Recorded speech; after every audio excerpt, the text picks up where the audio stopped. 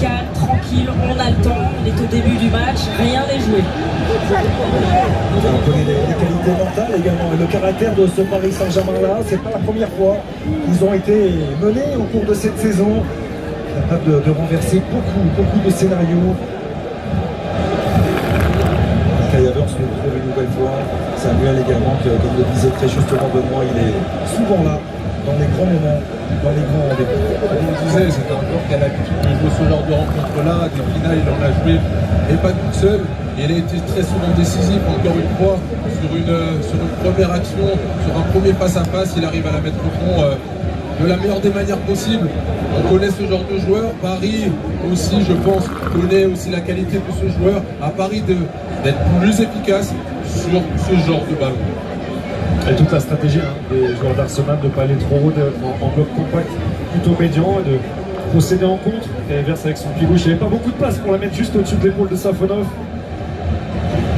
Et les duels dont on parlait au début de la rencontre vont peut-être augmenter en intensité. Et peut-être que les joueurs d'Arsenal aussi vont profiter de ces fautes ou ces mini-fautes pour gagner un petit peu de temps. Ils jouent très bien les coups de pied arrêtés offensifs, mais ils perdent aussi beaucoup de temps dans les coups de pied arrêtés sur n'importe quel endroit du terrain. Il prend tout son temps, David Raya, pour effectuer ce coup franc. Il va chercher loin, très loin vers Kai Havertz. Au duel avec Marquinhos, duel remporté par l'international brésilien, pas de faute de M. Sidor. Un grand enjambé dans le couloir droit. Il soutient le centre de Désiré Doué.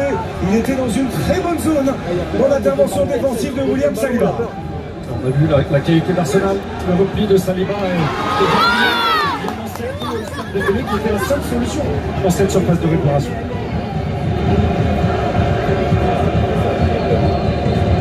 Gardez le même plan de jeu pour le Paris Saint-Germain, avec beaucoup de patience dans la construction, essayer de trouver des joueurs en un contrat sur les côtés. Je pense que ça peut être la clé pour les joueurs de Luis Enrique. Qui a rappelé son ambition, Luis Enrique, de marquer encore un petit peu plus l'histoire et de laisser une trace indélébile dans l'histoire du football.